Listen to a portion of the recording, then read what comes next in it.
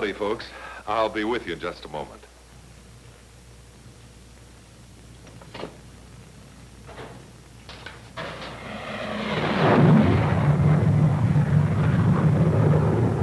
That's our modern Air Force. Now, that's quite a plane. Just too bad we don't have more of them. But it's not the only good one we have. There's the B-36, F-86, F-84, F-90, F-94, and several others. These form the backbone of our present-day Air Force. Quality is high, but quantity is lacking. But let's get to the business at hand. The Air Force Association has requested that I sit in today and in my own way attempt to tell you about the 1951 convention and reunion. Now, being a firm believer in AFA's air power doctrine, anything that I might add comes with the conviction born of belief. Now, perhaps some of you might ask, what is air power? Well, to really tell the story, let's go back a few years to the last days of World War II.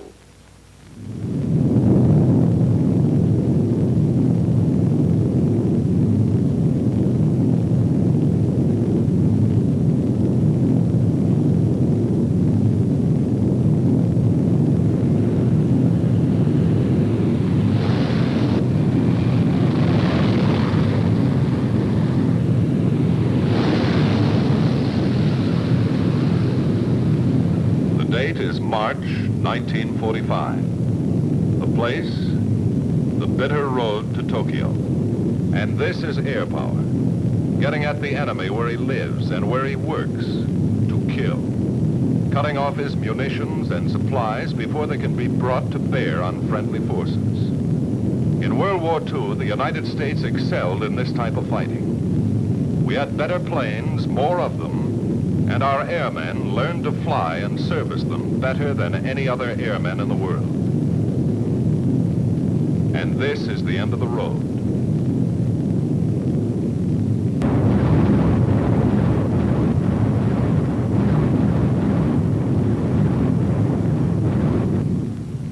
Surrender came on August 5th, 1945.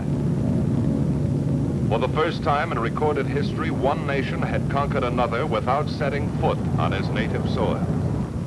So what was done with air power when we finished with it in 1945? We shined it up, covered it up, put the whole thing in mothballs. A wonderful way to keep out the weather, but no protection against the advances of science. At the very same time we were wrapping up our air power like this, science was unwrapping a whole new era. The jet age. Air speeds were going up 20 miles per hour per month. Ranges extended hundreds of miles each year. Never before had the science of aviation made such strides. Having preserved our air power in a thin coat of plastic, we then set out on 5 years of economy budgets. Budgets which took little interest of the new jet age and the rewards it offered for those with time and money to explore it. Budgets which very nearly closed the aircraft industry. Budgets which cut our Air Force in being below the safe level for even a holding operation had there been major enemy attacks. Here are your results. We're now scrambling to make up for lost time. And if we do, maybe we will have learned a lesson. A lesson that those of us in the Air Force Association have been trying to teach for 6 years.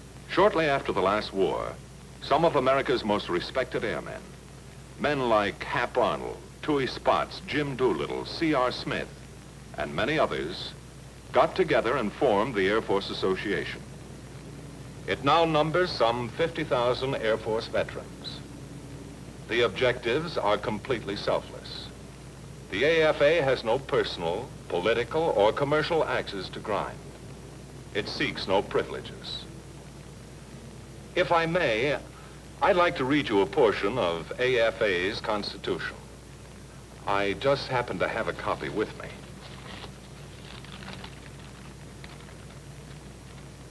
The association is formed to preserve and foster the spirit of fellowship among former, present, and future members of the United States Air Force, and to provide an organization through which they may unite in the fraternal bonds of comradeship, to perpetuate the tradition of the United States Air Force to educate its members and the public at large in the proper development of air power, and to keep them abreast of new accomplishments in aviation, to assist in every way possible in keeping the United States Air Force adequate, strong, and powerful for the defense of our country, to encourage the maintenance of international peace and security, and to help develop friendly relations among those nations, based on respect for the principle of equal rights to all people. Here, the Air Force Association seeks these objectives through the activities of about 100 local squadrons in this and neighboring countries. And then once a year, AFA members rendezvous in one spot for their reunion and convention to review the things accomplished in the past year and make plans for the year ahead. And of course, as is always the case when airmen get together, they seek out old buddies, fight the war again, and generally live it up a little. The 1951 rendezvous city was Los Angeles. Convention headquarters was the Ambassador Hotel. The registration desk saw a steady stream of delegates from every state, plus Puerto Rico, Canada, Mexico, and Hawaii. The fellow in Crosby's coat greeting the old man is Hal Stewart, who was elected president of AFA for the coming year. This, I guess you'd say, comes under the heading of living it up. That's Jim Jabara, America's first jet ace, who looks about as rough at sea level as he is at 40,000 feet.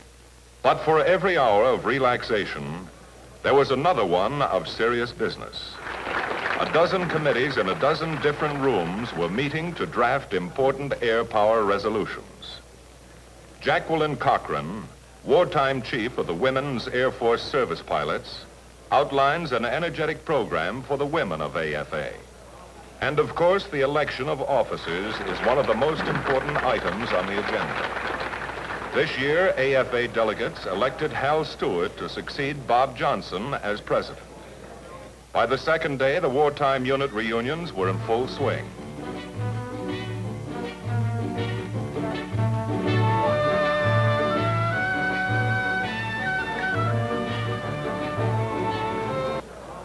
One of the highlights of each convention is the Air Power Banquet, held this year in the Coconut Grove. Giving the keynote address was Air Secretary Thomas K. Finletter. The Air Force Association on its 5th anniversary is entitled to pride in its accomplishments. Your conviction that inadequate air power is essential to our national security and that the creation and maintenance of this air power is everybody's business led to the formation of this association. You set yourselves the goal of improving the public's understanding and support of a sound air power policy for the nation. Your contributions to this end are evident in current expressions of opinion by the leadership and the rank and file of the American people on the subject of air power and its relation to the security of the free world.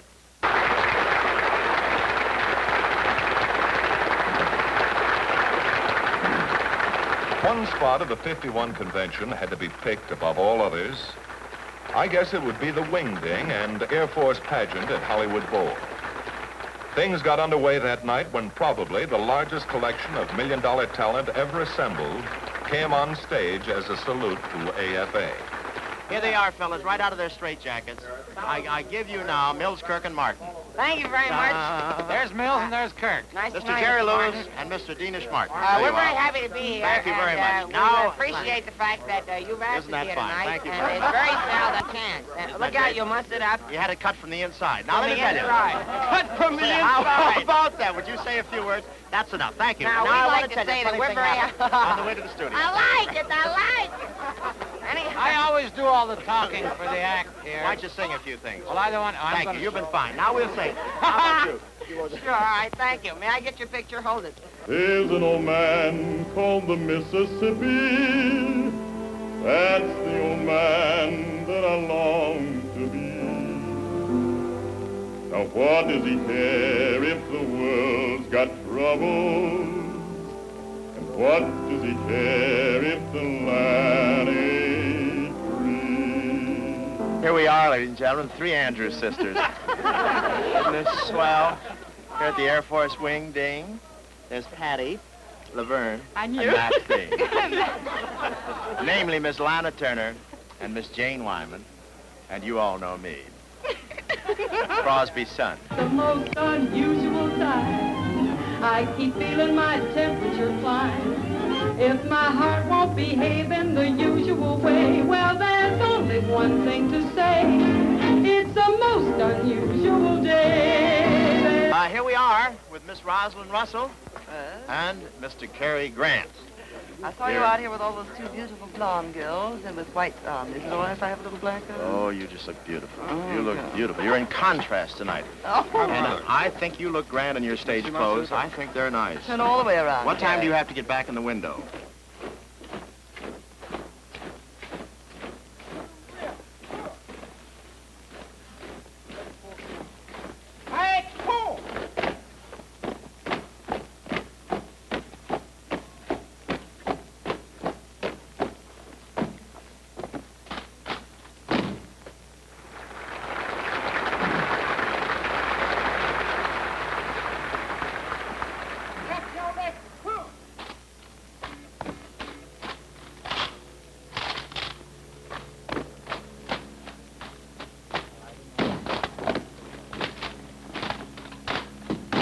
Fellas, one of the most beautiful gals in Hollywood, in and out of the water, right here.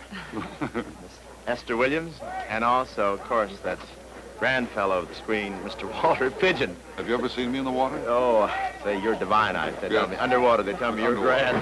They drive me off for tonight.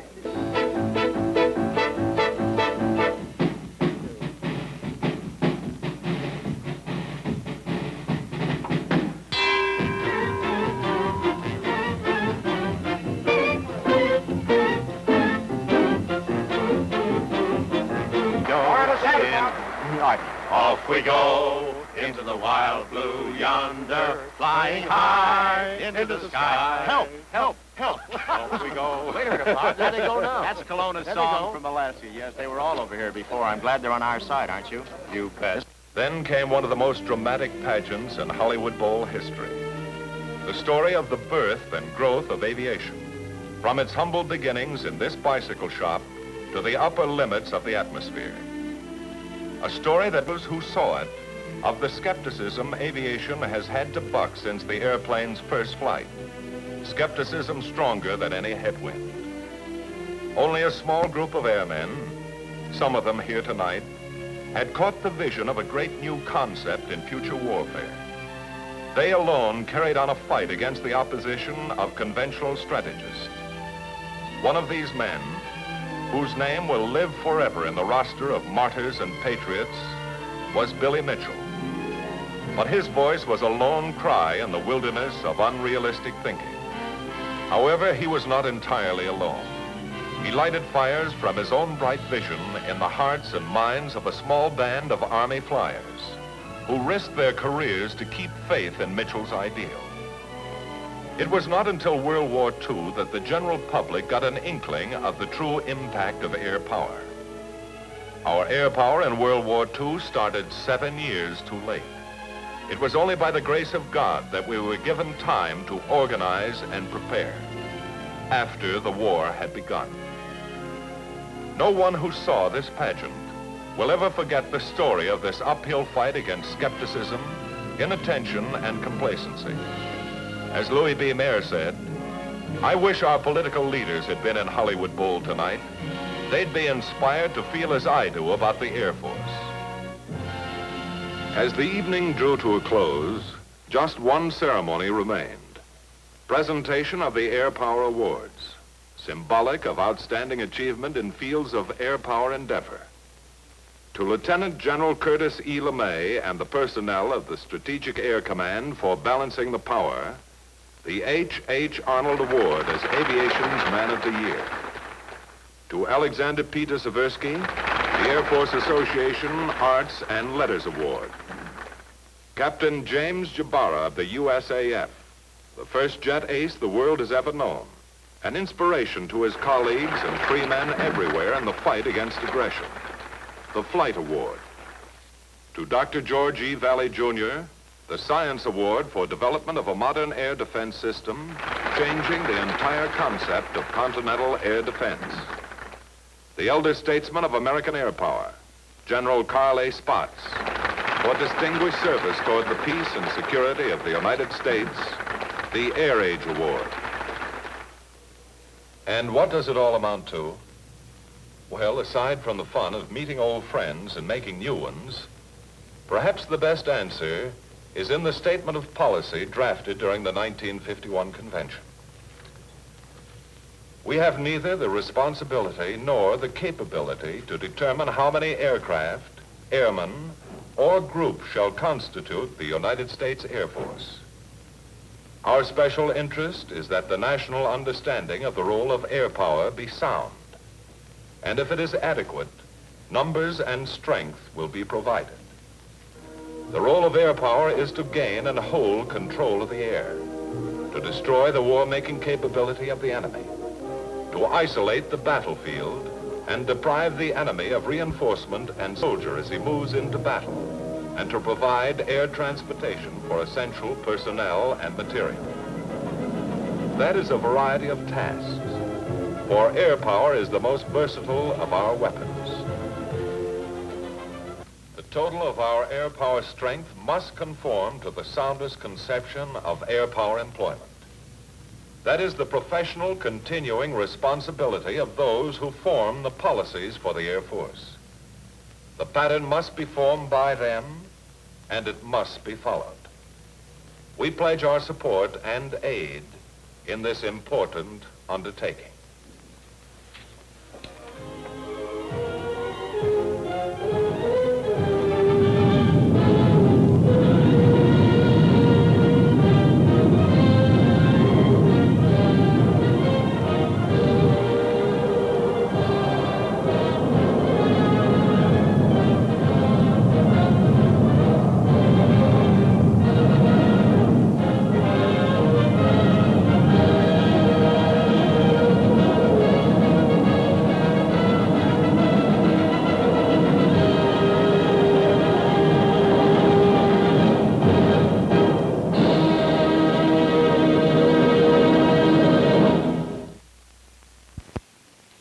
My name is Tom Lanphier. I am chairman of the board of the Air Force Association, and I'm speaking to you for two purposes. First, to thank the people who made the film you've just watched, Jim Gaylord and his group, and Reed Hadley, who narrated it. On behalf of the officers, Harold Stewart, the president, and the members of the Air Force Association, to invite those of you who are not already members of our outfit to join us in our program. Any of you who are citizens of the United States are eligible for membership in one form or another of the Air Force Association. If you're a veteran of the Air Force, either World War I, World War II, or at any period between or since, you're eligible as an active voting member. If you're a member of the Civil Air Patrol, the Air ROTC on any college campus, you're eligible as a cadet member. If you're now on active duty with the Air Force, you're eligible as a service member. And even though you've had no military service of any sort, but are simply a civilian interested in the national defense and air power's role in it, you are eligible and more than welcome to participate with us in this program as associate members. Our membership in the Air Force Association doesn't entitle you to any particular personal privilege. We do not solicit bonuses and so forth for our members. We leave that to the veterans organizations who are adequately formed and practicing in those areas. The only two things you gain from membership with us are, number one, the general privilege of helping serve as best we all can for the national defense in the area of air power. And number two, a monthly issue of the Air Force magazine, which is by all odds the most authoritative voice being published today on the subject of air power. If you are interested in joining us, please write to 1424 K Street, Northwest, Washington, D.C., for further details. As the Secretary of the Air Force remarked in the film you've just seen, we consider air power everybody's business.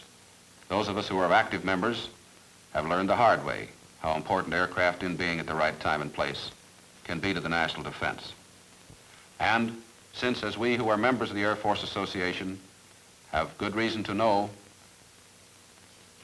air power has reached that status in this atomic age wherein your hometown or our hometowns may well be the Pearl Harbor of this decade, we suggest it's to your personal interest to join with us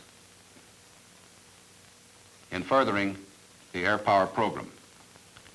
To the extent that this nation has in being, of the very latest quality, in time and in the right place, enough airplanes to defend us against any possible air attack. We invite you, therefore, to join with us in doing whatever we all collectively can for air power for our national defense. Thank you for your attention.